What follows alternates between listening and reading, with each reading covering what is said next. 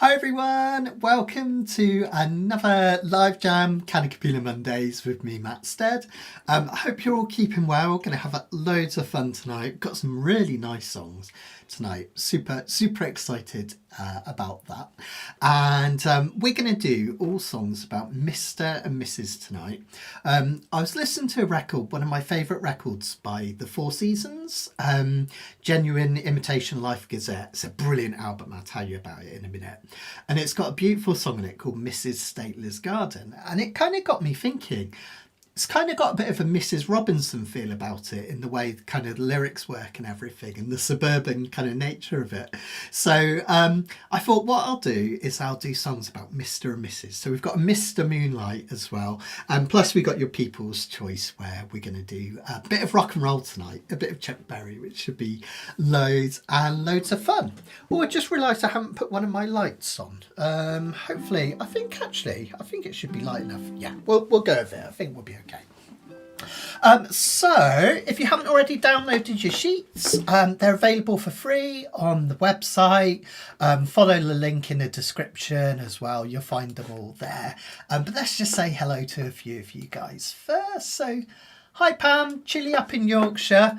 I've got to be honest, this is really embarrassing, but I'm going to be totally honest. I've not actually left the house today, so I don't really know how quiet it is, but gosh, certainly not as not how quiet it is, how snowy or cold it is. No snow here, I do know that. But yeah, certainly not half a metre like it was where Charlene is. My goodness, crazy, isn't it? I think it's going a bit colder this week, but it's not too bad here. Karen's husband's digging her out right now. Anthony, bit damp up there. Yeah, it's all right down here. It's not too bad. A bit damp and grey, but it's fine. It's fine. And we'll cheer everyone up, won't we, tonight? We'll cheer each other up with lots of fun songs. And Anthony, you can play that new uke. Give it a really good outing. See how you get on with it. And yeah, see how it's going. Thanks, guys. Thank you. Thanks, Uncle Bob. I hope you're doing well. Hi, Joe. Oh, there's so many of you shoveling snow over there in the States. Is it some kind of weather bomb, they call it? You know, where it's like or is it like a cold Arctic vortex where like most of America gets an absolute freeze? I know that happened last year, didn't it? Or the year before. So, yeah. Hi, Barbara. Great to see you. Hope you're doing all right. I know it's absolute chaos over there at the moment, especially where you are. But yeah. Oh, thanks, Anthony. Thank you. Right, okay. A couple of things to tell you about, just to let you know what's happening. We've got another live lesson coming up soon, how to practice without practicing. Quite excited about this one, actually. This is going to be next Wednesday at 3:30 in the afternoon. And you know how this time of year, sometimes it's a bit glum, a bit grey, not that nice, and you kind of just want something nice and easy to get you playing and kind of get you through the barrier of getting your ukulele out. And the idea of these sessions is I'm going to show you a series of ways to practice really gently and really easily without it even feeling like practice. Sometimes you'll literally just be tapping your uke in front of the television, and believe it or not, that's actually great practice for rhythm. So it's going to be really fun. I'm quite excited about this one, actually. A bit warmer where Shell is. That's going to be next Wednesday at 3:30. And if you can't catch it live, you can always watch the replay, remember. And all of these live lessons are archived. If you're a member of the website, learnukulele.com, you get all your sheets at no extra cost included in your subscription. So check that out if you can.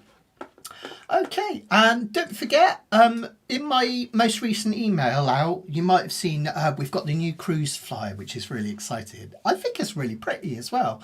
I think Donna and Harry, or it might be Was it the granddaughter? Anyway, Vixelled themselves this year. I think it looks great. So yeah, even if it's got this ugly chap at the top.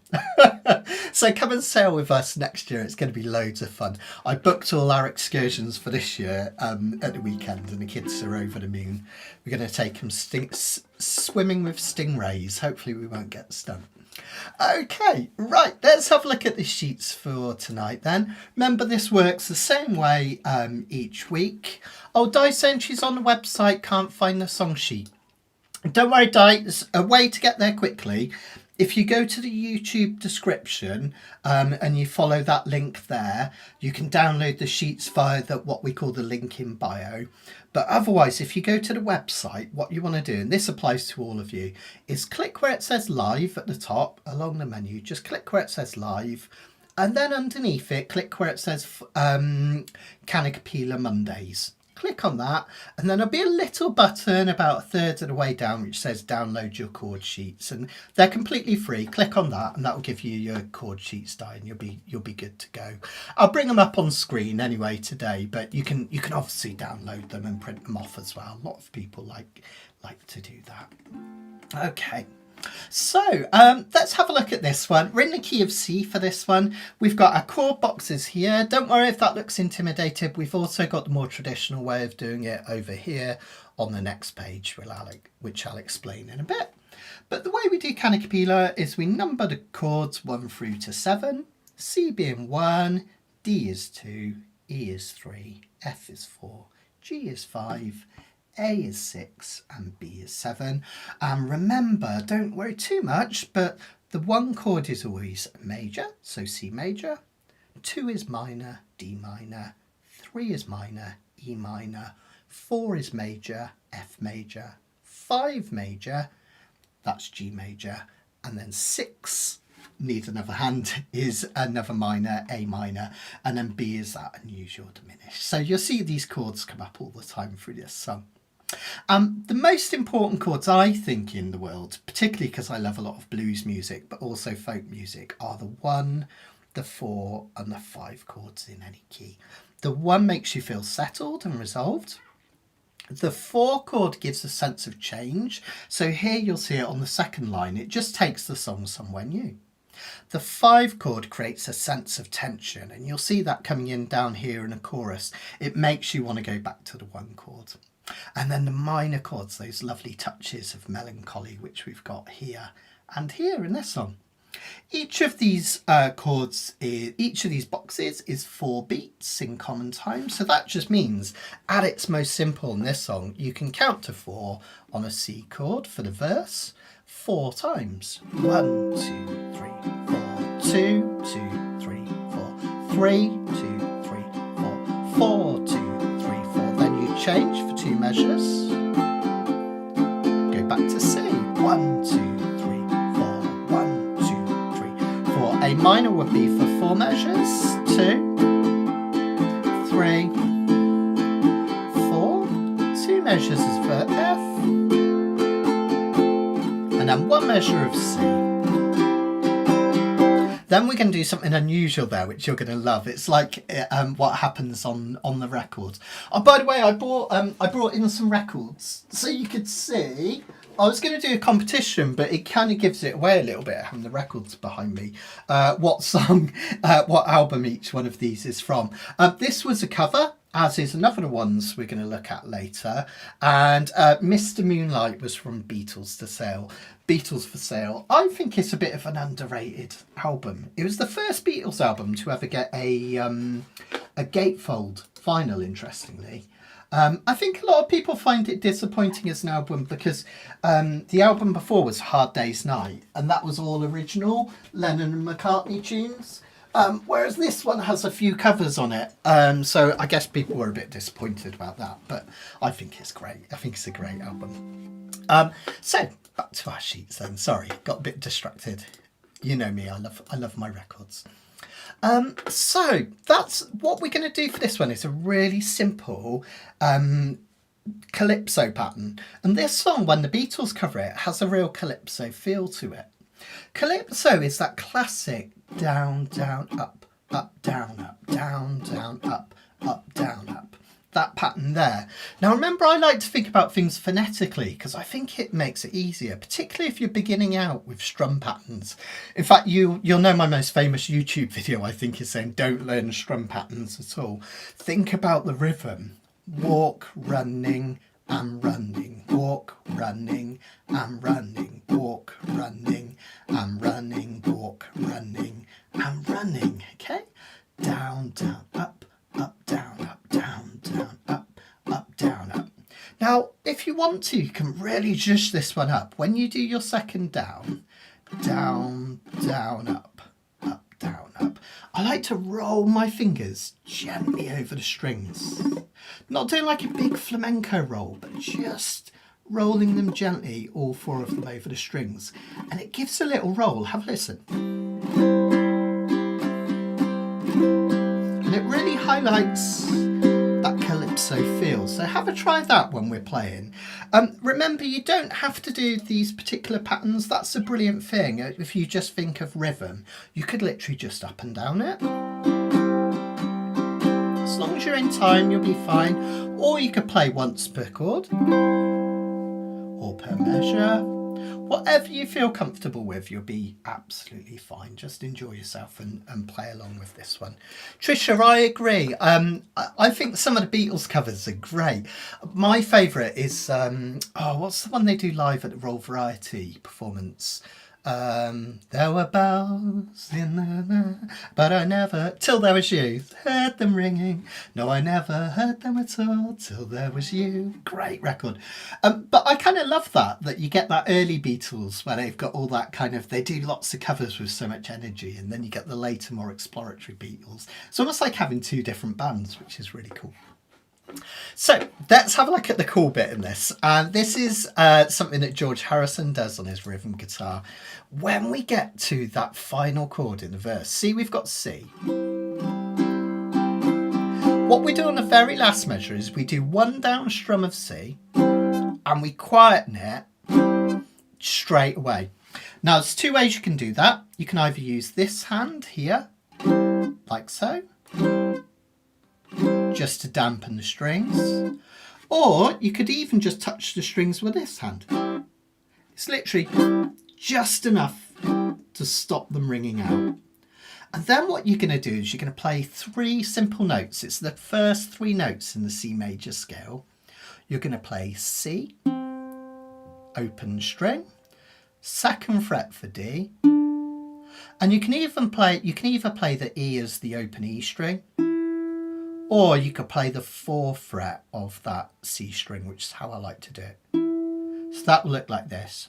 Off, 2, 4, all on the C string.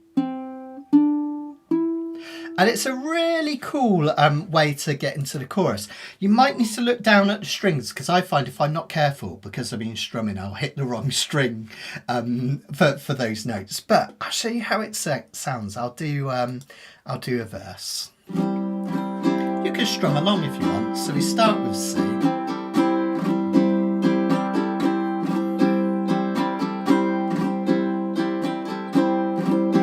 And then at the end we get this.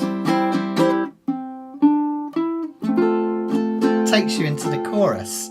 And the clever thing, what makes it so cool, is that because the notes we're doing are C, D and E, the next chord is F, and you hear the F in that chord. You can even, if you listen out really carefully, hear the G note in the C chord and the A note in the A7.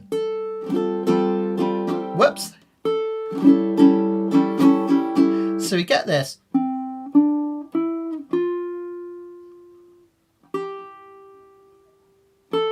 Rising note, which sounds really, really fantastic. It's almost like a form of what we call line cliche. It's just really, really sweet. So a lovely thing to try. If you get stuck with that, just leave it out, just stop and then come in on the chorus, you'll be fine. Okay, so the first verse, we've got this extra A minor part in it. You'll be able to find that and play along. It's really easy, that bit. The chorus is relatively simple. We've got an F chord. Let me just get the lyrics up so I can see what I'm doing. Do, do, do. Here we go. And now she is mine. We go back to the 1 chord. I think that you're fine. A7, because we love you. D minor, G7, Mr. Moonlight. So we've got some classic chords there for early R&B, rock and roll, and even jazz music. We've got the 4 chord, because remember 4 creates a sense of change. So we often get it start in a chorus or a bridge or a new section. Then we go back to the 1 chord, just really common thing to happen, right? And then notice we've got 1, 6, 2, 5. That is a really common chord combination. I always point these out because if you can start to remember these chord combinations, you can write your own music, you can use them in your own, you can understand what's happening in other people's music, and you can kind of start to predict what's going on, what's going to happen next. So the 1 chords is that sense of resolution. A7 is 5 above D. So an A7 really likes to go to a D or a D minor, which is 5 above a G, which is 5 above a C. So don't sweat this, but if you've watched any of my tutorials and you know about the circle of fifths, a 1, 6, 2, 5 is just going backwards around the circle of fifths, basically. It's a really common progression and it sounds great. So the choruses will sound like this. On the night you don't come my way, I pray and pray for each day, 'cause we love you, Mr. Moonlight. I like to do a little bounce on a G7. Mr. Moonlight. But if you find it tricky, you can just keep strumming and that'll be absolutely fine as well. Now, we haven't got much opportunity for an instrumental, but there's one instrumental section which is just a C chord over and over. You'll see it up here on the next page, 7 measures of C. It's basically just one of the verses, right? One of the normal verses. And if you want to, you can use A minor pentatonic, which is the same as the C major pentatonic. The reason it works is because we're in a key of C, and you can noodle away using any of these dots here. Remember the classic tricks, they're there to help you. With the A minor pentatonic, it's all your dots on the A string. You can literally hit any of those. It's why so many songs are great to do in the key of C. You can also do all your dots on the E string, apart from one. When we get up here, we go to the 8th fret. Just because we need this B note, the C note rather than the B, sorry. And then you can still do all your dots. Okay, so you could do a little bit of a solo. Like I say, there's not really much because it's just on 1 chord, but you could kind of have a little noodle.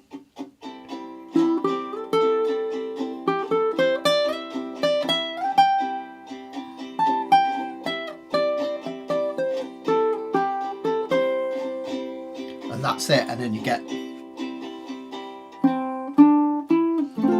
and you're into the chorus. So like I say, it's not really a lot of time for a solo, but if you want to have a go, it's that pentatonic scale over that bit. Otherwise, just keep on strumming a C with me and you'll be fine. Hi Tim, well done. You've not missed anything, so we're just about to start the first one. Cheryl's just saying, in a chorus after the F chord, could you play G, F, E and then the C chord?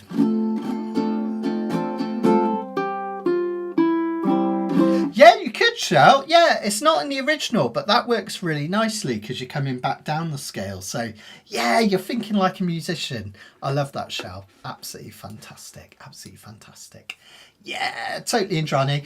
And of course, remember, it is a cover. I can't remember who did it originally. Did I write it down? It's in the Fascinating Facts, I think. Some brilliant Fascinating Facts. Again, thanks to Karen and Barbara and Indrani for all their help with the sheets. I think it was Karen this week. Here we go. It was originally covered. It was Roy Lee Johnson. Oh, of course, it was Dr. Feelgood. It was the band Dr. Feelgood that originally did this before the Beatles. Okay, should we give it a go? Come on, let's do it. Our first song. Let's have loads of fun, everyone. So let's give it a try. So let's just roll a C, and we're going to sing the Mr. Moonlight. You know how it goes. If you don't know how it goes, the opening is just a C chord. Mr. Moonlight. Or you can really rip it out John Lennon style. Okay, ready? Mr. Moonlight, you came to me one summer night, and from your beam you made my dream, and from the word you said, my girl, and from above you sent us love. Here's our start. And now she is mine. I think you're fine, 'cause we love you, Mr. Moonlight. Just C for this verse.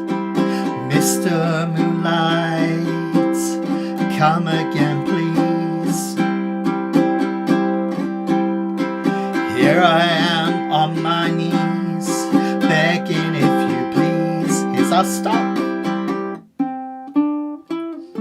On the nights you don't come my way, I pray and pray for each day, 'cause we love you, Mr. Moonlight. Try a solo, just a C chord if you're strumming.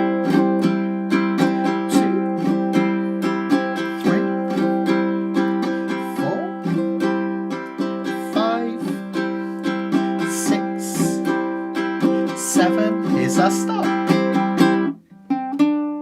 Whoops. On the nights you don't come my way, I pray and pray for each day, 'cause we love you,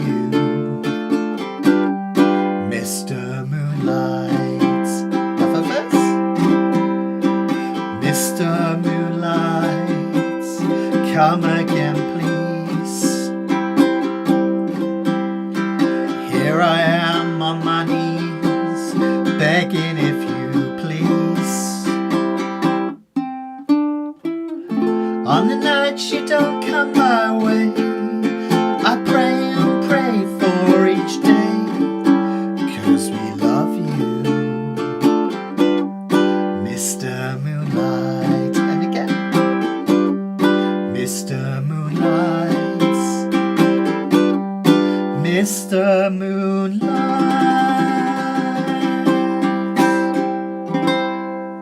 Yeah, fabulous.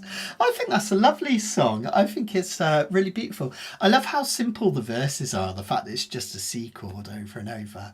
And then you get that kind of the introductory verse, which is different again, which is really, really cool. Oh, Shell saying, yeah, you could do that, Shell. Sorry, it's a bit late after the song, but you could do that. Yeah, absolutely. So brilliant song. Apparently, Karen was saying in the Fascinating Facts that for some people it's the worst ever Beatles song, which I think is crazy. It's great. It's a great song.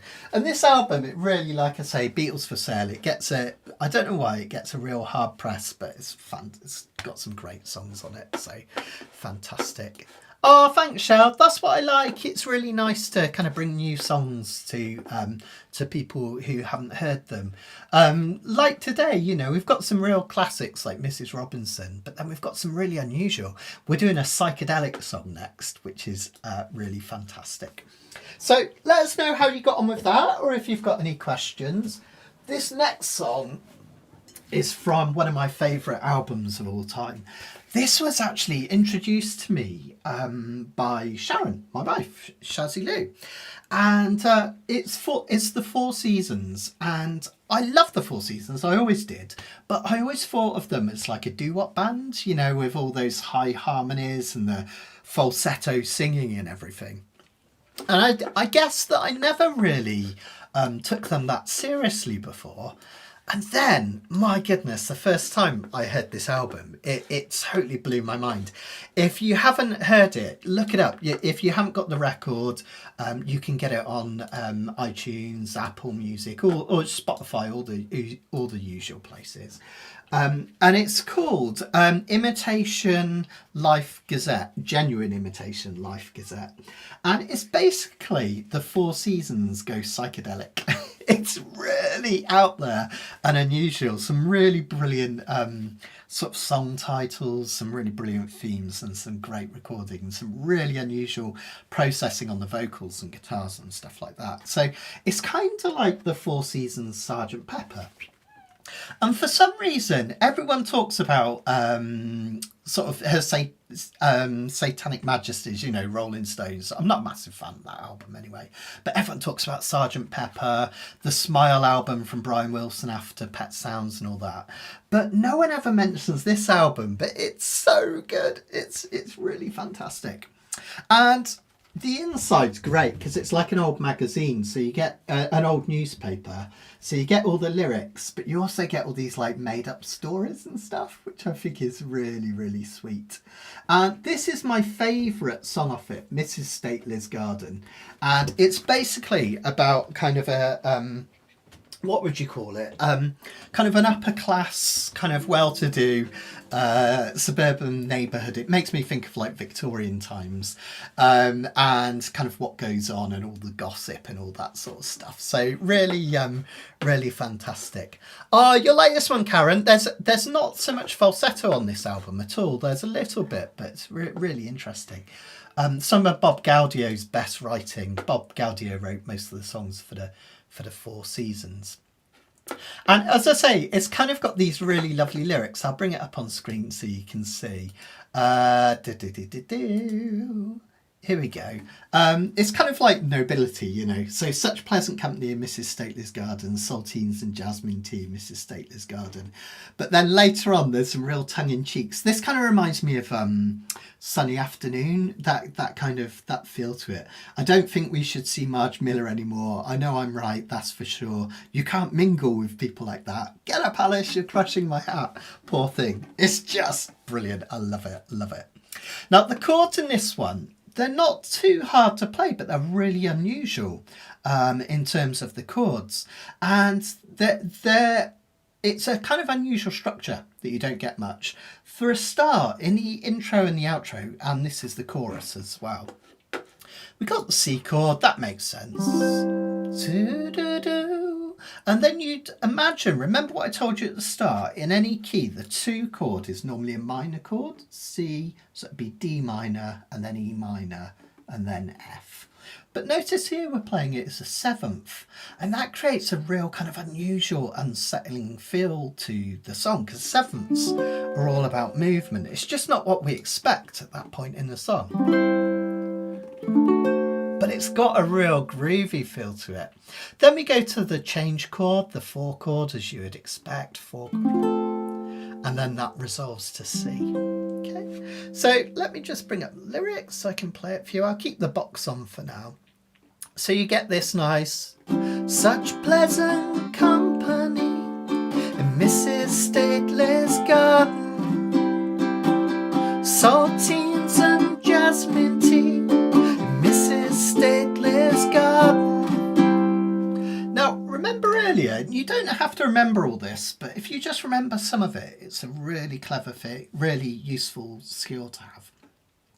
When we go to a new section in a piece of music, the most common chord that it will start with will be the 4 chord, which is F in this case, C, D, E, F, or its relative minor. Don't worry about that, we'll look at that in another song, which we'll see in a minute. But we've got the 4 chord here because we've got type of F, but it's turned into an F7, which is the fancy name for that is a dominant chord, a dominant 7th. And dominant 7ths create like a bluesy, gritty feel. So it's kind of playing with our expectations. We get the 4 chord, but it's turned into an F7. So really unusual for our ears. Now, there's a couple of ways you can play this F7. I'll turn the page so you can see the chord diagrams. You can either put, this is the 4th one along down the bottom here. Look, don't confuse it with the F. You can either just add a finger to an F, which is by putting this finger down here. It sounds unsettled, right? An F is like, ah. But an F7, it's like, oh, what's up? That's interesting. You can also add this finger down here to this C note if you like. You don't have to, but it's just a useful one to know. I often like to do that because if you take it up 2 frets, you get a movable G7, which can be useful for all sorts of things. But yeah, I've liked that. I like that. Did you hear the miller girl was found by Cooper's Pond? Then a B flat, the 4 of the 4 chord, you've probably heard me call this. That is a relatively common chord to come up. We call it the 4 of the 4 chord because it's 4 above F, which is the 4 chord. C, D, E, F. F is our 4 chord in the key of C. And B flat, F, G, A. B flat is 4 above that. It's why it works. Our ears like to hear things moving in fourths or thirds. That's what kind of tickles our ears. So you can either do a full B flat by barring the whole of the 1st fret like this, and then 1 and 2 up here. You could do the B flat with the finger doing a double bar on the 1st fret, reaching up and over, up and over. You can even get away with not worrying about the A string and just playing 3, 2, 1 on the top 3 strings. That's absolutely fine. If you even hit the open A, it doesn't matter because it gives it an exotic sound which suits the song anyway. So if you struggle with the B flat, give that a try. Remember my advice that I always say when doing B flat, keep that wrist straight as much as possible and keep these fingers at a diagonal. They're not straight like that, which means I get an uncomfortable bent wrist, which isn't good for your wrist. They're up like this, which allows a straight wrist, okay? Really useful tip that when you're doing your B flat. What a shame. From there we go to an E flat, which a lot of people are scared by because it's a chord that doesn't come up that often. But it's actually not bad at all to play. You just put one finger down here as if you're playing a C7. And then these two reach over here to the 3rd fret. See that? Middle 2 strings. It's a really lovely chord. You wouldn't expect that in this key again. It's kind of exotic. It should be an E minor in this key. Then it's followed by a G minor. Wow, the cool thing is that's only 1 note difference. That's why that chord change works. So E flat, G minor. I'll do the start of the verse really slowly so you can hear how it sounds. You can do the same strum pattern as the last song if you like, just a nice calypso. Did you hear about the miller found by Cooper's Pond?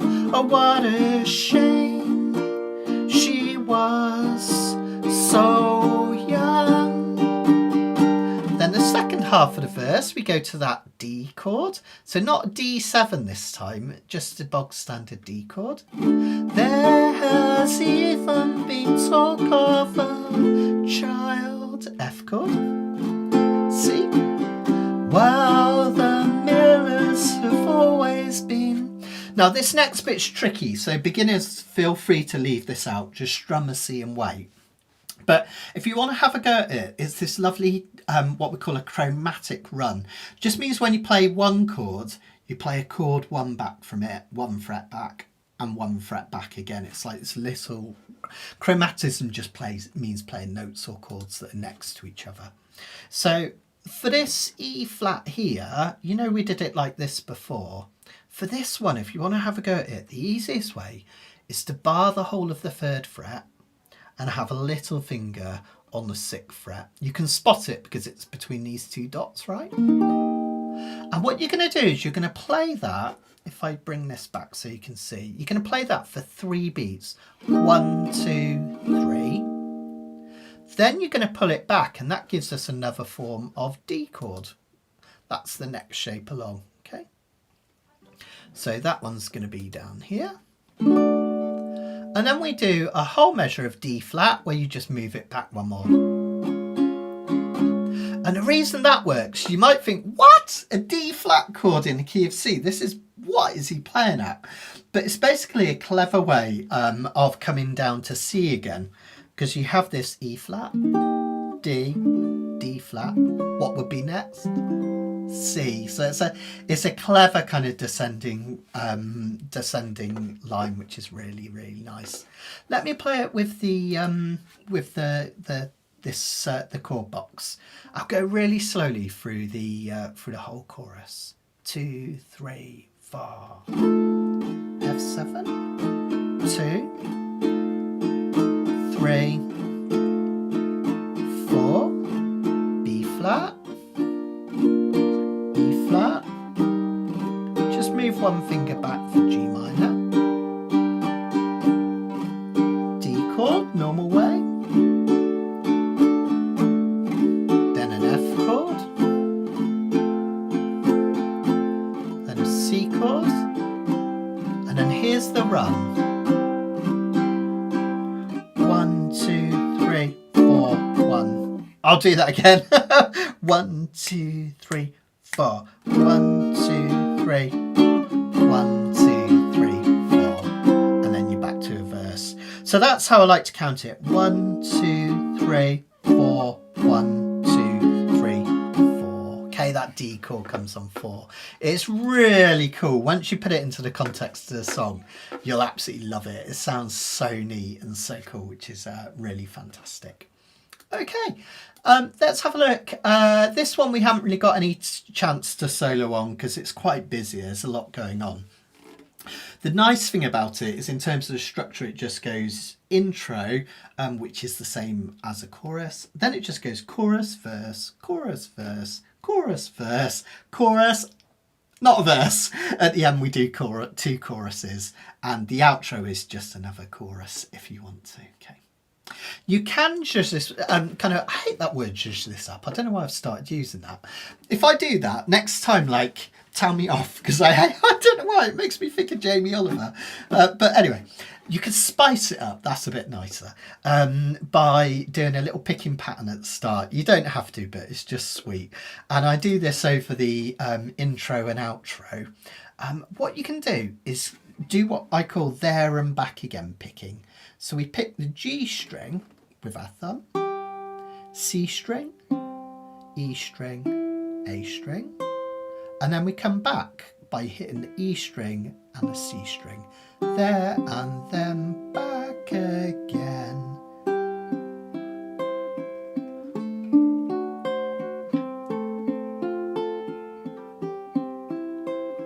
It's kind of reflecting what happens on the guitar in the original. Be a bit quicker with the pace. I'll do it again.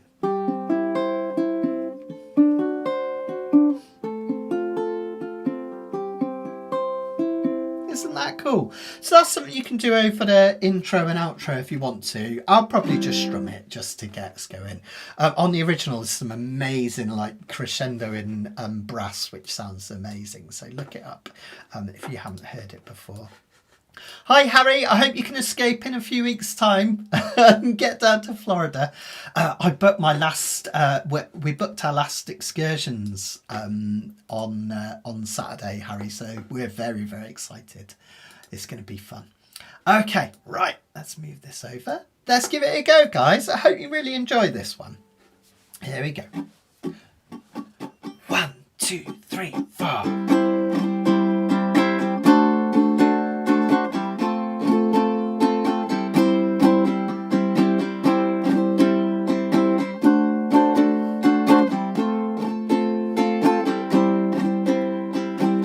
Saltines and...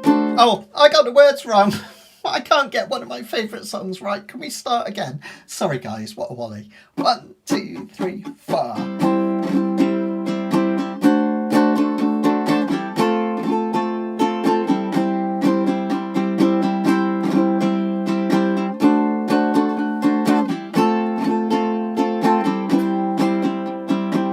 Such pleasant company in Mrs. Stately's garden.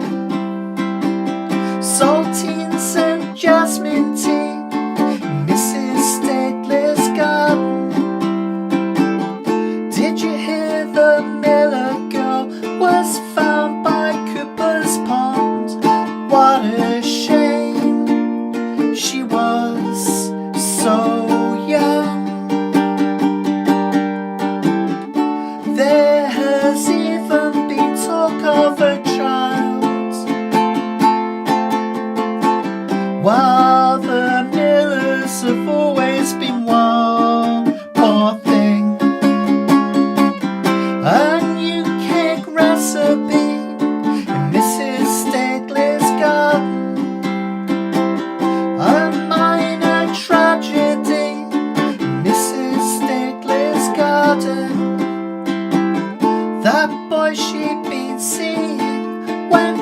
to Watertown. She must have thought he'd let her down. Do you think he knows what he has done? My boy Roger would never have run. Poor thing. The ladies fill the chairs in Mrs. Stately's garden. A scandal fills the air in Mrs. Stately's garden. I don't think that we should see much Miller anymore. I know I'm right, and that's for sure. You can't mingle with people like that. Get up, Alice, you're crushing my hand. Poor thing. Lots of activity, Mrs. Stately's garden, but there's no sympathy, Mrs. Stately's garden. Next week they'll come to tea in Mrs. Stately's garden. Next week it may be me in Mrs. Stately's garden. Outro.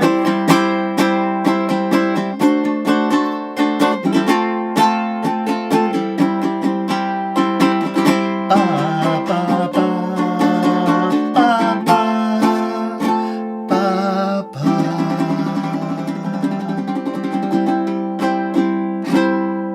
Yeah, fantastic. Well done, guys. Well done.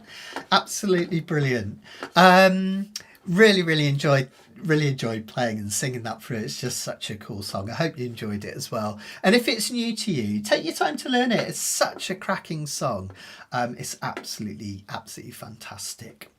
Yeah, Trisha, that D flat's really tricky, particularly keeping it going for a whole measure.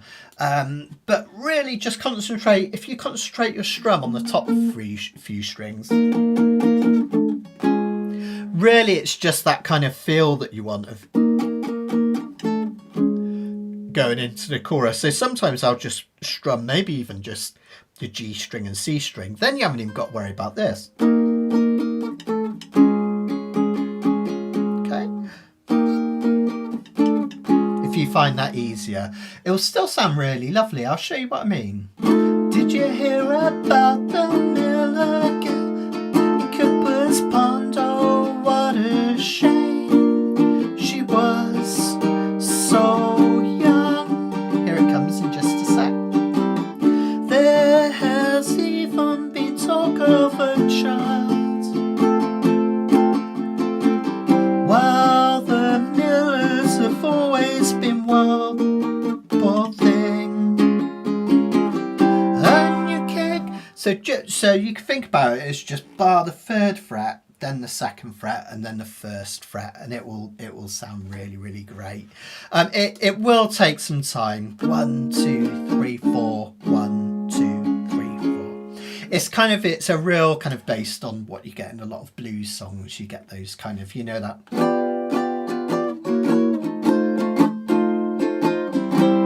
It's just a little chromatic thing that you get in a lot of those songs, which is great. So isn't it cool? Ted's just asking, oh hi Ted, hope you're doing well, mate. Ted's just saying, is it okay to play D7 with my ring finger on the C note? Yeah, you might have noticed me do it a couple of ways. Sometimes in the song, just so it is really clear so everyone could see it, I was using my 2nd finger and going to the D7 like that. But when I play it at home just for fun, I do actually tend to use my 3rd finger for the C, because that just feels more comfortable. It's what we normally do, right? And then I'll bar with that 1st finger like that, and it's absolutely fine. Okay, da, da. And the nice thing is you could double up the pressure if you find it hard to press down. So I'll often play my D7 like that, and that's absolutely fine. You could even play it with a normal D chord in your little finger here as well. If you find it easier, that's absolutely fine. All right. You could even do the Hawaiian D7 as well if you want. That's absolutely fine. All right. So whatever works is good, basically. You know my catchphrase. If it feels good and it sounds good, it is good. Oh, what a song. What a song, Anthony. Yeah. Oh, what a night. Released in 1976, known as Frankie Valli and the Four Seasons. Yeah, I always got confused when it was just the Four Seasons or when it was Frankie Valli and the Four Seasons. So, yeah, that's a classic, isn't it? Although I went to see Jersey Boys with Shaz and her mum actually years ago, and I was a bit embarrassed because they talk in the show about how that was written about Bob Gaudio losing. It was Bob Gaudio himself that wrote it, and he wrote it about losing his virginity to a prostitute. So it's like, oh my goodness. It's a bit of an embarrassing one when you know what it's about. But yeah, it's fine. What was it? House of the Rising Sun was written about a brothel, wasn't it? So you know, it's there's a precedent for it. But what a great song! It has an almost like it's almost like disco, wasn't it? Years before disco actually happened, which I think is kind of interesting. So yeah, that was a classic. Okay, we'll just take a quick break, 5-minute break. Let me know if there's any questions. Indrani, that there are a couple of mistakes. I didn't spot them either. So you're right. There should be a no. There's no sympathy, and it should be tragedy instead of strategy. But it's fine. It's autocorrect. When I wrote out the sheets, sometimes autocorrect does it, but it chooses the wrong word. So yeah, I think it should be tragedy and no. So we'll get that changed for when we put the sheets up next time. Not a problem. So just a little reminder to join me next Wednesday, where I'm going to be doing how to practice without practicing. This is going to be a really nice one. Make sure you've got your ukuleles, but because I might show you a couple of little tricks and scales and things like that. But this is going to be really about just sitting there, have a cup of coffee and just soak it all in. I'm going to show you lots of methods that are loads of fun, and it makes practicing not a chore, makes it a pleasure, which is always good, right? We always need a bit of that sometimes. So yeah. Anthony, I'm sorry, I hope I haven't ruined it for you. It's a great song anyway, isn't it?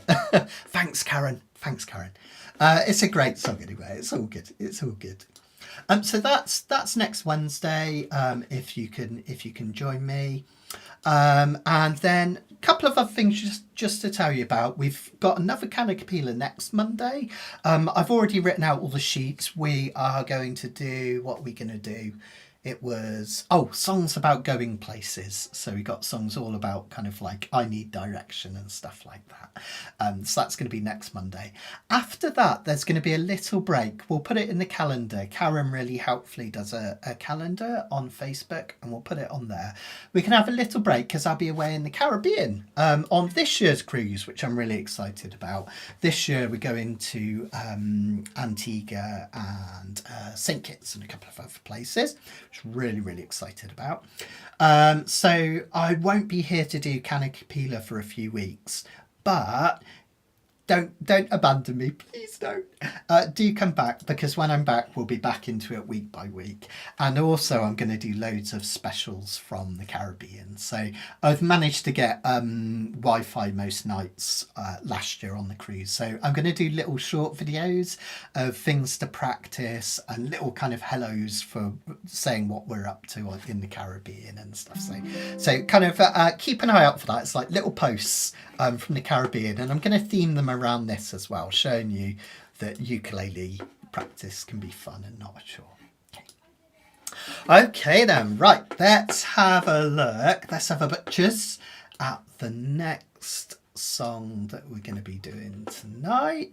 And this is an absolute classic. We actually did this in Kanikapila before, a long time ago. But it's such a classic, and when I was doing Mr. and Mrs. Robinson, I thought, well, we've got to do it. You might have noticed It's my favourite cover of all the Simon and Garfunkel albums. Bookends. It's in fact, I think it's my favourite Simon and Garfunkel album. It's so kind of melancholy and laid back, this album, which I really, really love. Some absolutely fantastic songs on it. My favourite of all is America. That's just an absolutely beautiful song, isn't it? And this one also features Mrs. Robinson, which was obviously written for the film Mrs. Robinson with Dustin Hoffman. There's some lovely, fascinating facts in the background there.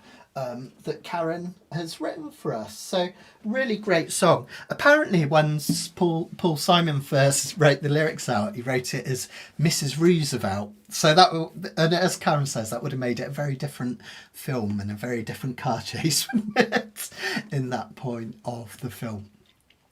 So let's take a look at it.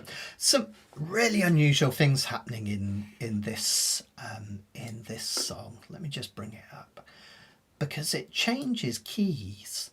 We've got one key for the verse and another one for the chorus. Okay, here it is. Okay, the chords aren't bad, so don't panic when you see that it's in different chords, because the chords are actually quite easy to play. So what we've got in effect is it's almost like 8-bar blues. When the blues started out years and years ago, and it started gaining some popularity and exposure as opposed to just being folk music, everyone kind of gravitated towards 12-bar blues. If you hear the blues, and that's like, you know, a lot of Eric Clapton stuff later on is 12-bar blues. If you think of like early R&B Rolling Stones, you think of a 12-bar blues. And when you think of like the Chicago players, like the original great players like Muddy Waters, Howlin' Wolf, they often did 12-bar blues. B.B. King was a real big fan of 12-bar blues as well. But earlier folk blues often had an 8-bar format. Here we've actually got 16, it's like it's been doubled up. But that was really, really common. So you had songs like Trouble in Mind, that's one of my favourite 8-bar blues. And it just means there's literally 8 measures per section. As I say, it's doubled up here, so it's like 16 measures, but you get the idea. So Simon and Garfunkel, the verses has a blues feel. It's like a blues. And in blues, the most common chords are the 1 chord, the 4 chord and the 5 chord. And you'll see that here. So the 1 chord is A in the key of A major. Then the 4 chord, A, B, C sharp, D. Okay, there's sharps and flat. There's sharps in the key of A, not sharps and flats. There's sharps, but we don't really need to worry about that because we're not playing any sharps. But it's A, B, C sharp, D. So D is the 4 chord, and if you have a look at the first 2 lines, classic, right? We've got the 1 and the 4 chord. This line is a bit more Paul Simon-y. You get the melancholy over the minor chord at the end, which is a real Paul Simon thing to do. And we've got the flatted 7th, the 4 of the 4. Let's not go to and analyse that too much because that gives us a headache today. But it works because it's 5 above the C that follows. And if you hear me saying these little things like 5 above, you'll get used to them. It happens so much in music. Let's take a look anyway. Let's actually physically look at how to play this one. So we're going to start with an A major chord. Then we turn it into a dominant 7th. And the reason being that a dominant 7th feels like it wants to go somewhere, and an A7 wants to go to a D. Then when we turn that into a D7, remember you can do your Hawaiian style, or you can use this finger. The D7 wants to go to a G. Okay. I'm going to explain that a little bit more because I think it'd just be useful what I actually mean when I say 5 above a chord. So A7 going to D works because if we count up from D, D, E, F, G, A is 5 above D. And any chord that's 5 above another, it resolves beautifully. It's all to do with kind of harmonics and science, but just know that it works.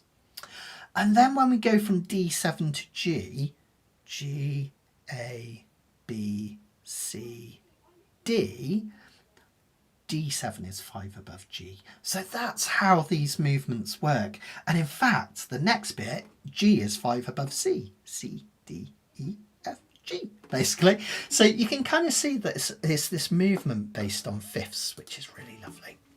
So A, so A7, to D, to D7, and then the more unusual section, we've got G, C. Just be careful on this next measure. It's only 2 beats of F, 2 beats of C, and then you're back to normal for D minor, A, and a G. Okay. Now I'm just doing, I like to do on this one, again, don't sweat the strumming patterns. You could literally just keep it sweet and stable. You could double that up, which sounds really urgent and cool. We call that straight eights. But if you want to do what I'm doing, I'm just doing a walk, walk, running, running, walk, walk, running, running, down, down, down, up, down, up, down, down, down, up, down, up, walk, walk, running, running, walk, walk, running, running. Okay, really simple. So if I put that together,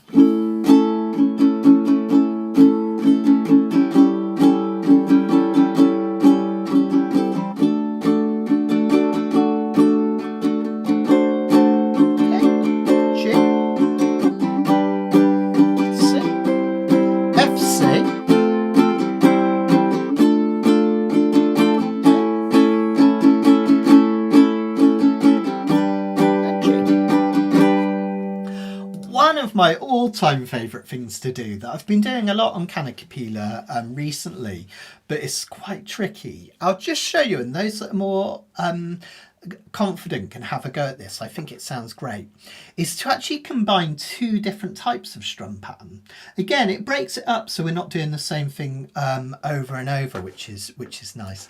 Some lovely chat about the history of the song, which I love. Joe DiMaggio objected to having his name used in the song without receiving compensation. Yeah, imagine that. Like, wow. I know Joe DiMaggio was like one of the most famous players in the world, but imagine being upset that you're in a Simon and Garfunkel song and don't get paid for it. I'd pay to have Simon and Garfunkel write a song about me, that's for sure. Anyway, back to the rhythm thing that I was saying. Sometimes what I'll do is a measure of this strum pattern I was showing you. Walk, walk, running, running. And then I'll do our calypso strum, the one we did in the first song. Down, down, up, up, down, up. So walk, walk, running, running, down, down, up, down, up. Walk, walk, running, running, calypso. That kind of creates a really lovely...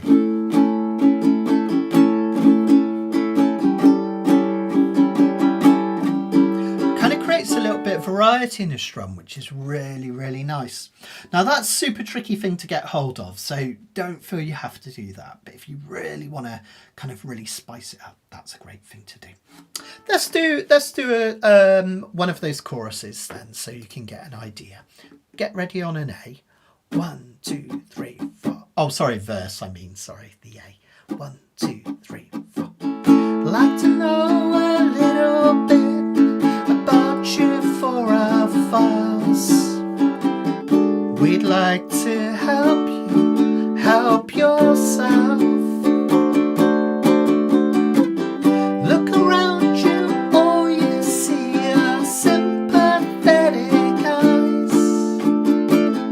Stroll around the grounds until you feel at home. Yeah, cool. Now, the next section, believe it or not, the choruses, we changed to the key of C. And most of the chorus is just 1, 6, 1, 6, 4, 5. Similar to that 1, 6, 2, 5 we did in the last 6, 1, 6, 4, 5. Oh, thank you, Di. Really appreciate that. Thank you. Thank you. Feel free, anyone, to ask me to repeat anything as well. If if I forget to explain anything. I'm always glad to help. Now, you know I'm always banging on about chords that are 5 above another. The way that Paul Simon gets us from the key of A to the key of C is the same movement. Notice we've got a G at the end of this chorus. Well, a G chord is 5 above C. C, D, E, F, G. So you get that lovely, lovely change from the one key to another smoothly by playing the 5 chord of this key. It's a really common thing to do in all music. And notice when we go back again, we hit an A at the end of this one, which isn't 5 above, it's just a straight A, which leads us back into the verse. It's really nice. And this section is just the 1 chord going to the 6th chord, C, D, E, F, G, A minor. And the reason that works beautifully is that A minor is only this 1 note different from C, right? It's really smooth. And it's a similar thing to going from the 1 to the 4 chord. In fact, the A minor is only 1 note different from the F, right? So a lot of folk songs would go 1, 4, 1, 4. But because we're using the 6th chord, it creates a little bit more kind of sadness or melancholy. Hear that? And then we get the 4-5 combination, one of the most common chord combinations of all music, isn't it?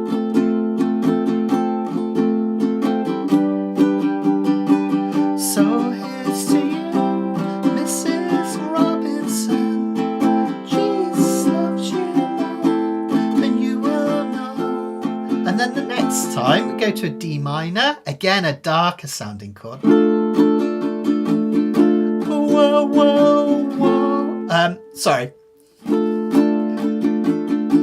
whoa, whoa, whoa. And then we turn it into an A chord, which then sends us into the next verse, which is really nice. It means that we're back into the key of A, basically, which is great. Nice, Karen. Very, very nice. Very, very nice. And Fran's doing some chucking as well. I love it. Fantastic, guys. Absolutely brilliant. Okay, let's do one chorus just quickly and then we'll put it all together. I'll come in on close, Cam. Here we go. 1, 2, 1. And here's to you, Mrs. Robinson. Jesus loves you more than you will know. Whoa, whoa, whoa. God bless you, please, Mrs. Robinson.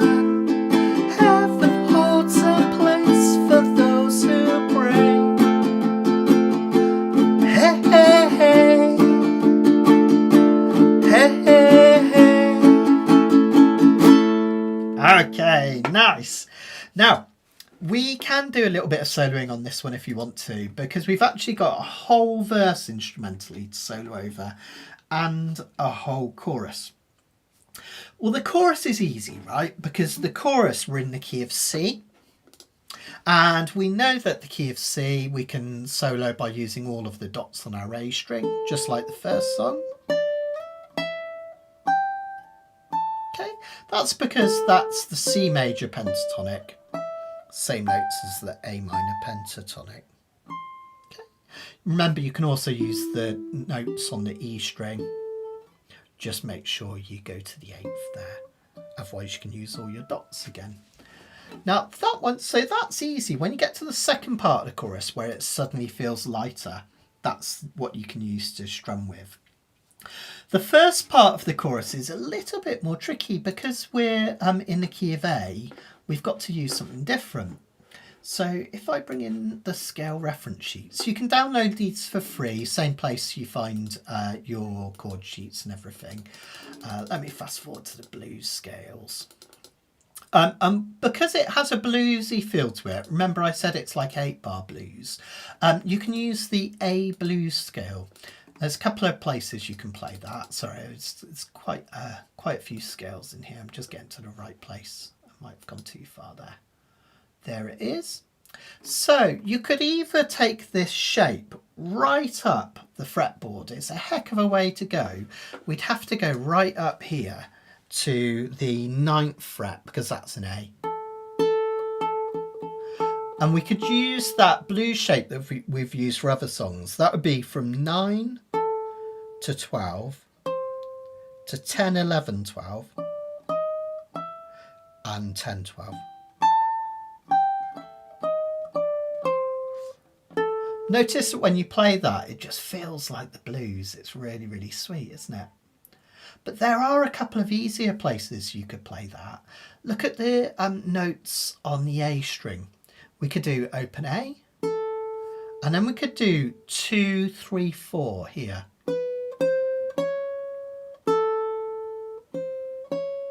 Hang on, have I got that right? I'm just checking a second. Oh, I realise I've got that slightly wrong on this sheet. We've got the blues scale slightly wrong. So let me just ignore that, and I'll show you in real person. Okay, that's my bad. So what you can do is, I like to do it from this A here.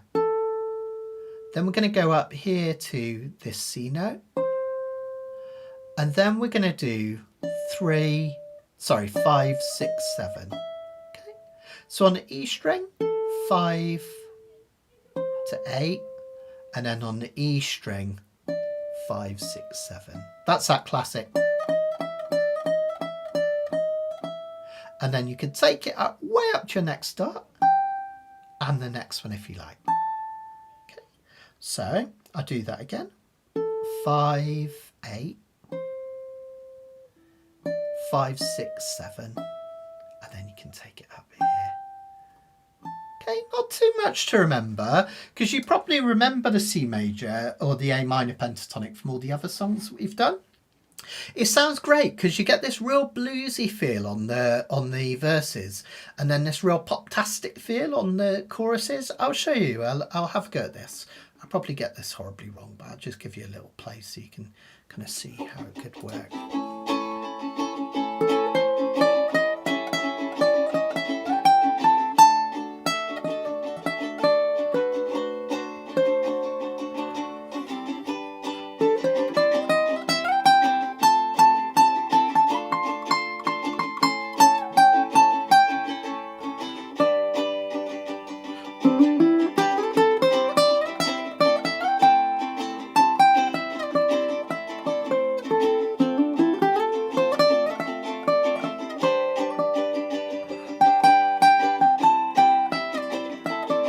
Just using my dots.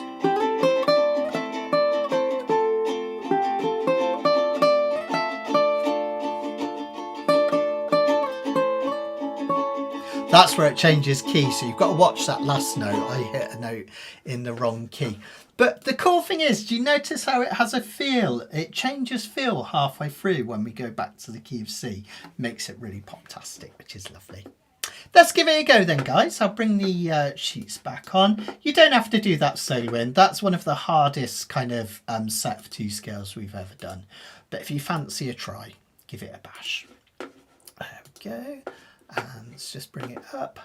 Oh, thank you, Trisha. Trisha was saying she's distracted by my beautiful uke. I really, really appreciate that.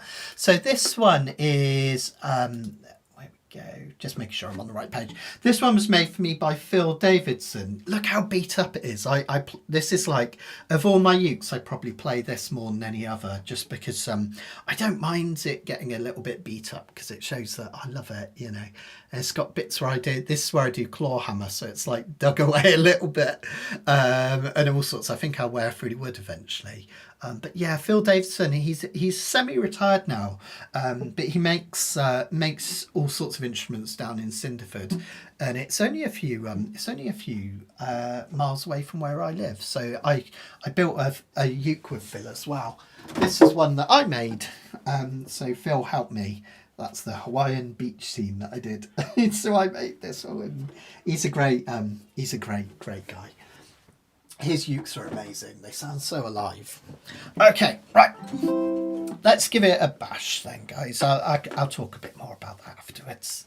Here we go. So this time we're going to start with a chorus. So get your C to A minor ready. Oh, Karen's just asked what scale for the solo. I'm confused. Does something need revision in the sheets? Karen, I'll message you tomorrow about that, but it's just I think the A blues scale in the sheets might be wrong. It could be that I'm just misinterpreting it in the heat of the moment. I'll check it, but it's possible the A blues scale is wrong. I'll give it a check. So yeah, but what you want to do is when we do the instrumental verse, that's going to be in a key of A, so that will be the A blues scale, and when we do the instrumental chorus, that will be the C major pentatonic. All right, or just strum it, be fine. All right, okay, let's give it a bash. Get ready on that C.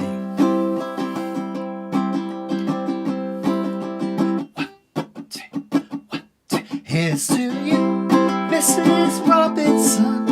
Jesus loves you more than you will know. Whoa, whoa, whoa. God bless you, please, Mrs. Robinson. Heaven holds a place for those who pray. Hey, hey, hey. Hey, hey, hey. Now we're in the key of A. Stay on that A chord.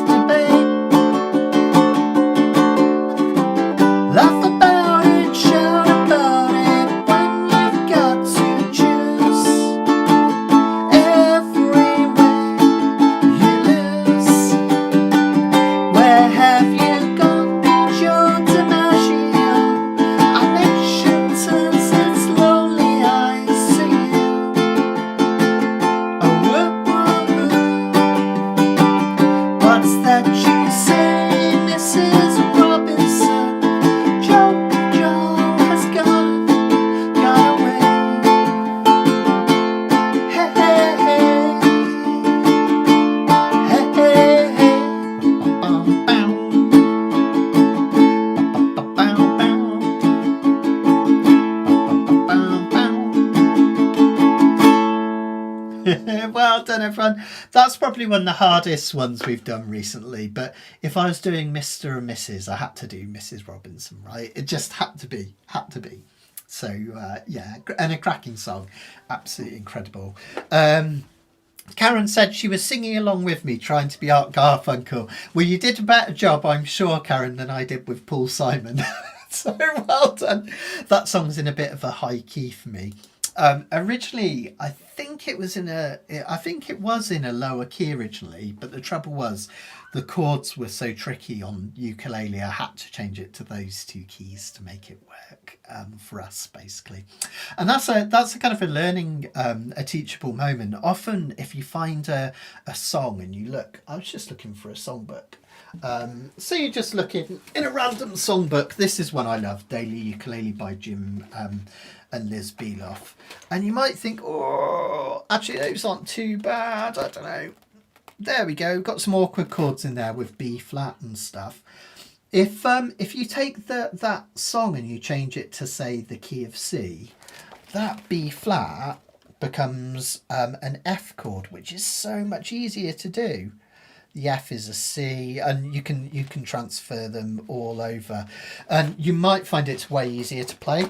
So if you ever find a song, you just look at the chords and you think, no way, don't give up. Try transposing it to another key.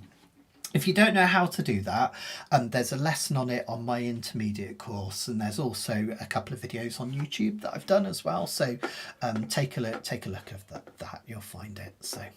Yeah, Karen, there's 3 daily ukulele books. Yeah, they did the original, which was that one. There's a leap year edition, and then they just released one last year, didn't they? Which is really good. You can even get the baritone editions as well, which is really great. All the same songs, but with the different chord shapes written out and stuff. Really cool. Okay, right. Now, remember earlier I was talking about 8-bar blues being almost like the original folk blues. So a lot of Delta blues has that 8-bar or 16 measure feel. Well, this is classic 12-bar blues. This kind of makes me think of the Chicago Players, and also that early R&B music, rhythm and blues, which turned into rock and roll. And this is when it happened. People like Chuck Berry, Little Richard, they took the classic blues and they gave it basically an injection of adrenaline, and that's how we ended up with kind of rock and roll, and you know, bands like the Beatles and that. And interestingly, sadly I don't have the original Chuck Berry album that this one's on, but I do have the Fab Four.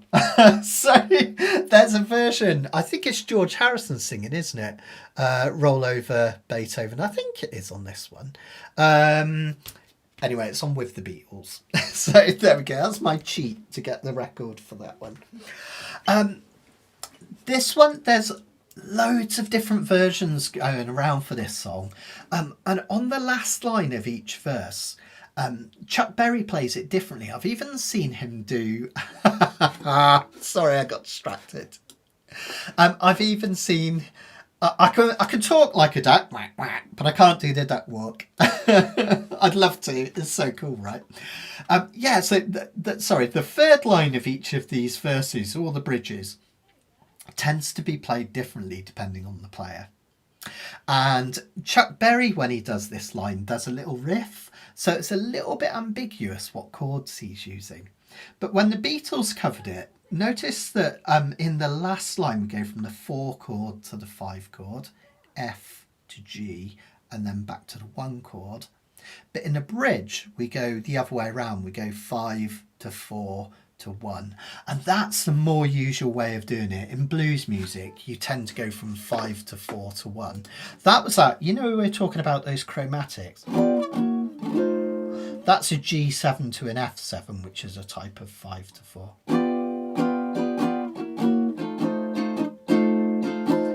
That's a classic blues 5-4-1 progression. But when the Beatles played it, in the verses 1 to 3, they went the other way. Roll over Beethoven, give Tchaikovsky the news. They went upwards from an F to G, which is a bit more poppy, and then a C. And I just want you to look out for that when you're playing it, because each one gives it a slightly different feel. And then just to be really awkward, in the final verses, we go 4, 5, 1, but we've got a G7. That just creates a little bit more tension when it's going to the C. But other than that, you'll notice that it's really simple chords, right? C is the 1 chord, creates stability and resolution. 4 chord creates a sense of change. 5 chord is tension, which is really, really nice.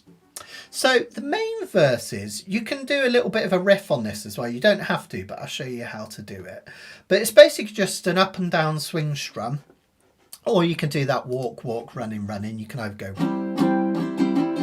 that's walk, walk, running, running, down, down, down, up, down, up. Or you could literally just do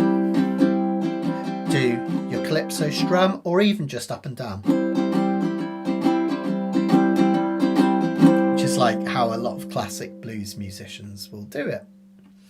And verses 1 to 3, you're going to play C to F to C again. If you ever hear someone say the quick change in blues, that's what they mean. Normally in blues, you either stay on C for a whole line and then go to the F, or you have C just for one measure and then you go to an F quickly and back to C.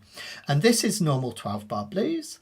We call this quick change 12-bar blues. So if you ever hear anyone say that, you know what it means now. So we have C, back to F, and then back to C again. Then an F for a bit longer.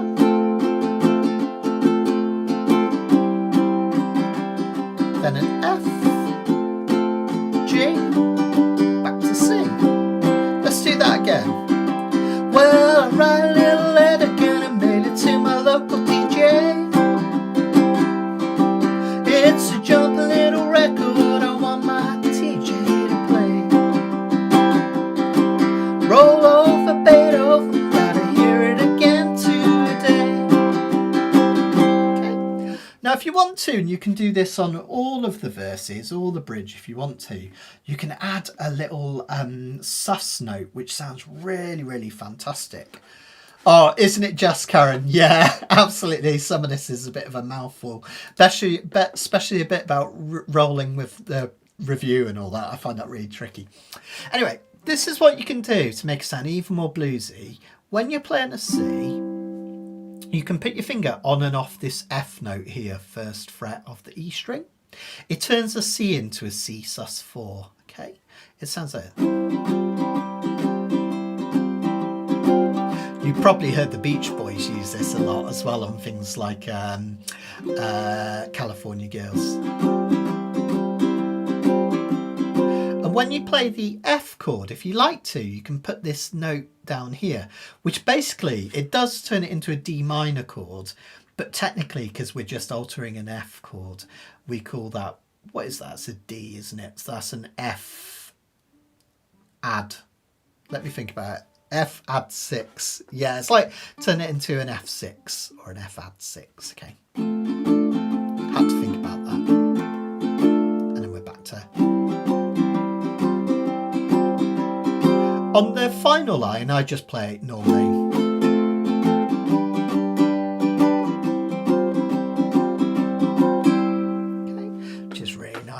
Yeah, Crosby, Stills and Nash loves sus chords. They play them on the guitar, don't they? And they sound really, really beautiful. Yeah, I love a bit of Crosby, Stills and Nash. So that's going to be your first 3 verses. Relatively simple. Let me just play it so you can hear it with that little sus chord. 1, 2, 3. Gonna write a little letter, gonna mail it to my local TJ. Yeah, it's a jumpy little record, I want my jockey to play.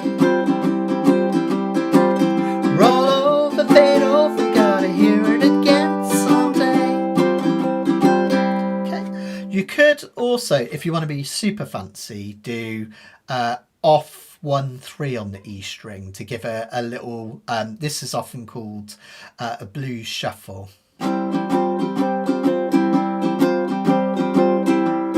I'm just playing a C chord and adding my finger to the 1st fret, 3rd fret, and back to the 1st fret. You can even do that on the F by putting your finger down here. This is going to be 2 and 3.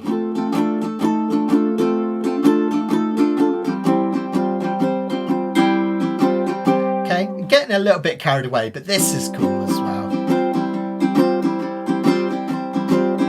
Which is nice, just going off and on, which is really lovely. Then the bridge, it has a slightly different feel to it, and this never really happens in traditional blues, but it's something that Chuck Berry does in a few songs, where he stays on the C chord for the whole of this measure, and we get a kind of slightly different vocal rhythm. This is the classic kind of, well, if you feel and you like it, and it will sound like this. Well, if you feel and you like it, go get your lover and you reel and you rock it. Roll it over, move it on up just to travel further. Reel and rock with one another.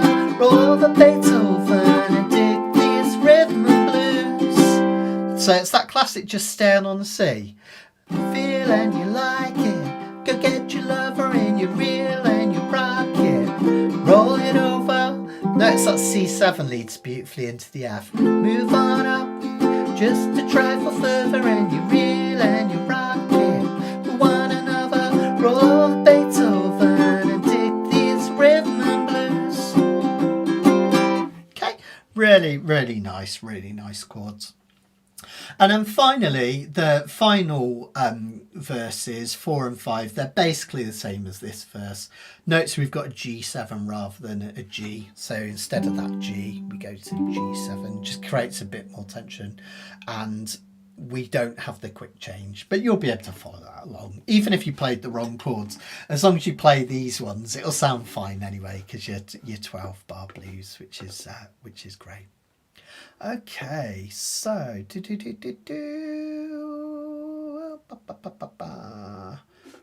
so let's have a look. Oh, one last thing. If you want to do a solo on this one, because we're playing blues, it's the C blues scale. It looks really busy when you look at it like this, but if you think about it as so, pick the open C string. I'm just using my thumb. And then we're going to play the 3rd fret of that C string for E flat.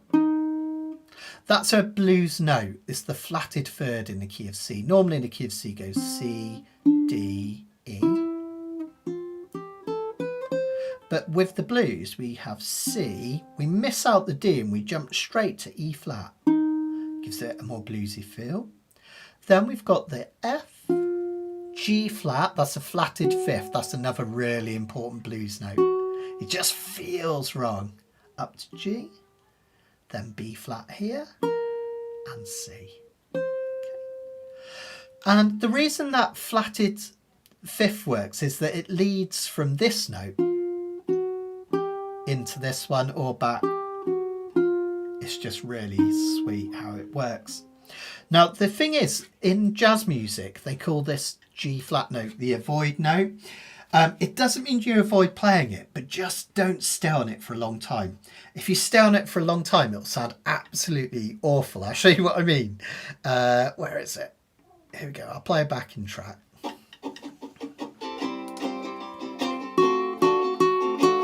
How horrible does that sound? But if you play through it,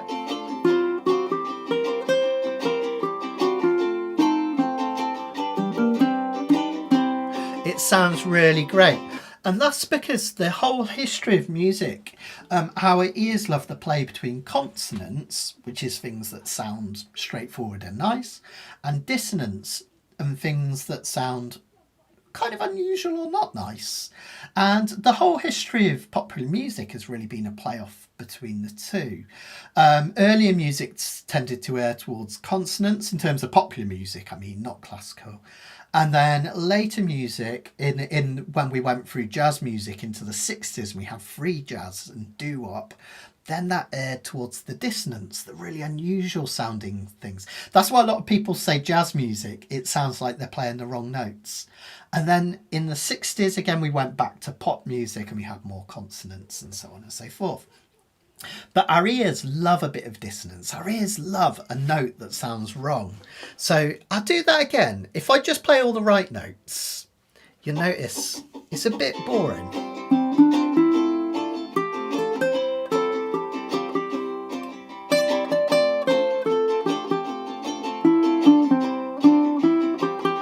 But if I blues it up and I add those dissonant notes in,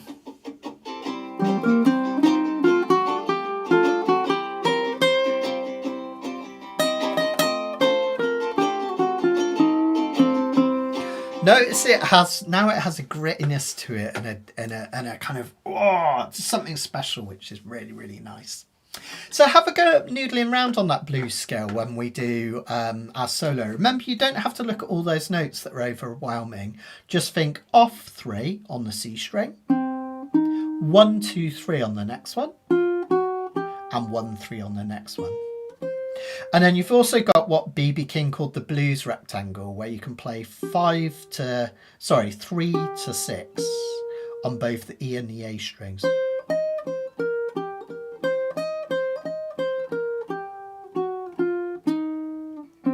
Have a play around. Blues scales are so much fun to hit. Aren't we all, Trisha? Aren't we all? I love dissonant notes, sometimes a bit too much. Okay, right, let's give it a go then, guys. Let's just play for it. This is going to be our last song tonight, so thanks for sticking with me, folks. Really, really appreciate it. If anyone wants to send me a virtual tip, buy me a virtual cup of coffee. There's a link in the link in bio in the description where you find the chord sheets, and you can buy me. You can say thank you and just help support me do my free events and stuff. The best way of all you can support me, if you'd like to, is to join up to the website. So it's £10 a month for silver or £12 for gold.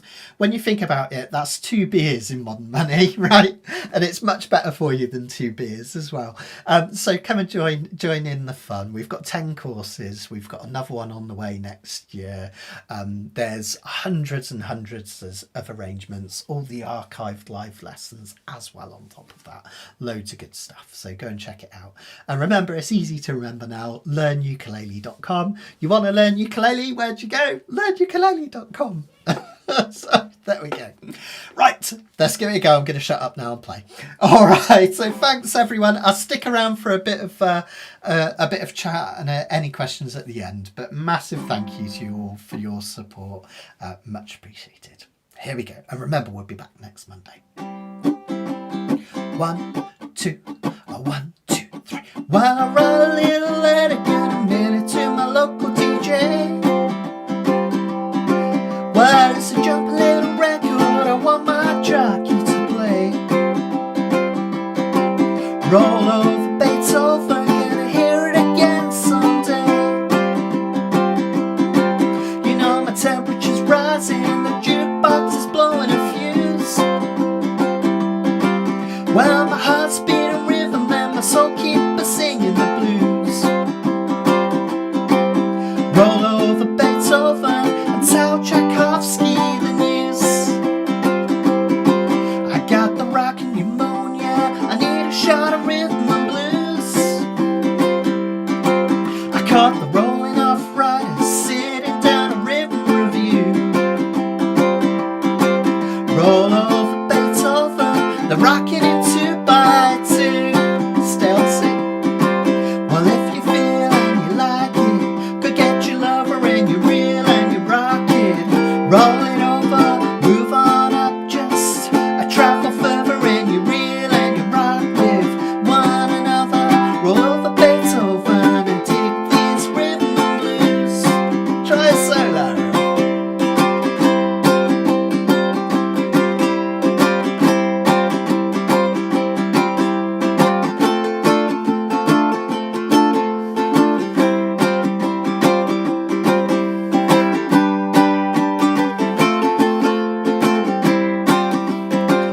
First one. Well, early in the morning, I'm giving you a warning. Don't you step on my blue suede shoes.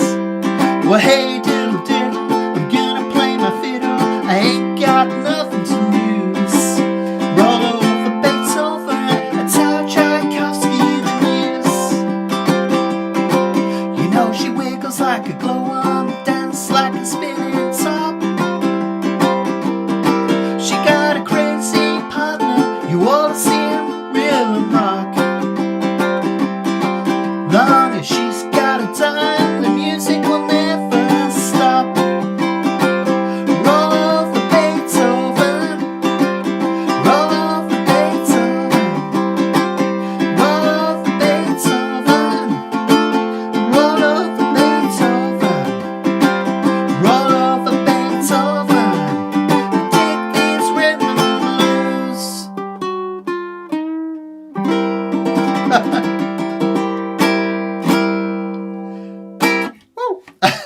That is so much fun. Oh my goodness, I love playing that song.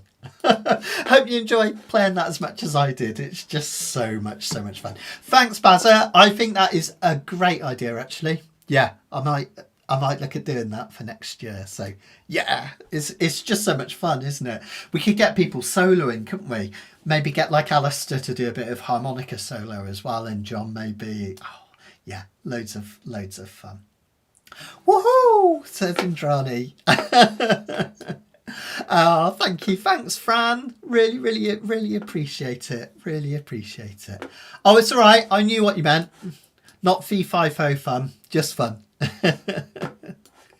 Sorry, we're done. Today was so much fun. Oh, I like it. Thanks, guys. Thanks, guys. Really good. That's what I want. That's what I want. When the world's going mad, Indrani, and when the winter's at its peak, I think a little bit of strumming gives us some sunshine, doesn't it? So absolutely. I think it's really important. I find it helps me, that's for sure. Definitely. This time of year is it's always quite tough, isn't it, this time of year? But it's kind of so nice to know that spring's just round the corner and we've got all these amazing kind of events. I'm so excited to meet up with so many of you next year. It's going to be absolutely amazing. I'm going to see if I can send a couple of pictures over as well, because talking about kind of being in the middle of the winter and stuff, I saw a brilliant meme the other day. It's probably a bit cheesy, but let me see if I can find it and share it with you guys on a computer. Let's see. Where is it? There it is. That's one of them. So, if anyone like me gets a bit of SAD, I get it's called seasonal affective disorder, and this time of year I do find like I also have some issues with obviously my heart and my hyperthyroidism and stuff, but I find this time of year I've just got so much little energy and I just feel like, oh. But I'm going to share something with you because this cheered me up when I saw it. Thanks, guys. Let's have a look. Where is it? Here we go. So, if you're feeling a bit like meh, like I've been recently, just remember you've made it through the 10 darkest weeks of the year. This is for those of us in the Northern Hemisphere. I know some of you in the Southern Hemisphere, but we've made it through the 10 darkest week, November the 6th to January 22nd. And we did it. We made it, right? So there we go. We're past winter solstice. The days are getting longer. We're past the darkest weeks and all is good. So yeah, fantastic. I had another one as well. What was the other one I wanted to share with you guys? I can't remember what it was now. There was something that came up. See if I can find it. Oh, I don't know if I can remember what it was now. But yeah, it's kind of nice to know we've got all this fun stuff to come, isn't it? Yeah, I've forgotten. But yeah, we'll be back next week for another one of these, of course. Yeah, I find February difficult. It's quite, I mean, recent years I've been really lucky, Karen, because we've got the cruise and that really, it gives me a massive lift. I've never gone away for winter sun before, and I've always been quite jealous, I'll be honest, of people that did, and I find it really helps. It genuinely lifts you. And then when I get back, it's kind of feels like spring's nearly upon us here, which is really really lovely and really special. I planted, I don't know if you remember, I planted a whole garden, just back garden, with orchids and daffodils and what else was there? There was some tulips because Shaz wanted them, some snake's head fritillaries and all sorts. And I'm really excited because they've started raising their little heads, which is super cool. Yeah. Oh, and did anyone spot Sir Robin on my latest video that I did? I did a video on kind of how to practice for 1 minute, and Sir Robin made an appearance. We've also got a squirrel in our back garden now, and I put up a feeding station for it, which I fill up with hazelnuts, and he's been coming every day. He's called Squidge, so I'll see. I'll try and take a photo of Squidge at some point so you can meet him too as well. So he's doing well. Yeah, so Robin's good. He's been coming back. I've been putting out some suet pellets for it, and it absolutely loves them, Trisha. He's they've got all sorts of fat, but also like crushed up mealworms in and stuff, and he's a big fan. I've also put up a couple of Robin nesting boxes as well, so I'm hoping he's going to nest this year. We've got a sparrow colony box as well with 4 holes, and we've put some swift boxes up high as well. So I'm hoping we're going to get some really good nesting next year, which would be really nice. Normally all the birds come and feed in our garden, and then they clear off somewhere else to nest, but hopefully we might get a few this year, which should be good. I think I had a picture of Squidge. I don't know if you can see him well enough on this. Oh, there he is. Here we go. This bit of the evening's a bit like being down the pub or something, isn't it? Some people are tuning in and thinking, where's the music? Sorry, guys. Okay, here it comes. There's Squidge. Can you see him there on top of... That's the Robin box I put in. So thinking about it, that might be a bit susceptible to Squidge because he might go for their chicks in the winter. I might have to put a little smaller entrance on or something. But yeah, he's been coming every day and I've been feeding him hazelnuts and he loves it. So he's our resident squirrel that we've got now. So that's all good. And I think, yeah, I don't know if I've got one of Sir Robin. I'll have to see. Yeah, that's the only bonus, isn't it, Ted? No mosquitoes, that's for sure. Yeah, you don't get bit. Actually, Ted, I think that's why I know that spring's on the way, because I've been doing a bit of gardening and I've started getting little bites. So that normally means the midges and the little critters are starting to wake up. So, but I don't mind it. It's par for the course. As long as I don't get ticks. I don't like ticks. Yeah, totally fun. Yeah, we've got a cat that keeps coming in. I'm really worried about it. Whenever the cat comes along, we always shoo it off. So it's not ours, it's a neighbour's. We're not mean to it, but I always try and shoo it off because I worry about we've got birds, we've got Squidge the squirrel now, and we've also got frogs in our pond as well. So I try and shoo it away. Right, I am going to love you and leave you in a minute. What else do I have to say about it? I think that's everything, really. So, yeah, come and join me next year on the cruise, talking about Somerset and everything. Tickets are available now, and really excited because there's some single rooms available. Not excited for myself because I'm taking Sharon and the kids. But a lot of people wanted to come on their own, but it's quite expensive because you have to get a double room even if you're on your own. But this year there are some single rooms available, so email Donna as soon as you can if you're interested in coming on your own next year, and we can get that sorted for you. It's going to be a cracking time. So yeah, and I'll do some posts, as I say, whilst I'm out there, so it'll feel like you're part of it even if you can't make it out. So I'm even going to the rainforest, one of them, and I'm going to take my waterproof uke so I can record a couple of videos for you, so that should be good fun. And I'll do a couple from the balcony as well. Should be cool. All right, well, take care, everyone. I'll see you next Monday. And remember, next Wednesday, we've got our next live lesson as well. Take care, everyone. Thank you for all your support and for being totally ace, as always. I'm off for Only Connecting University Challenge. I'll see you soon. Much love.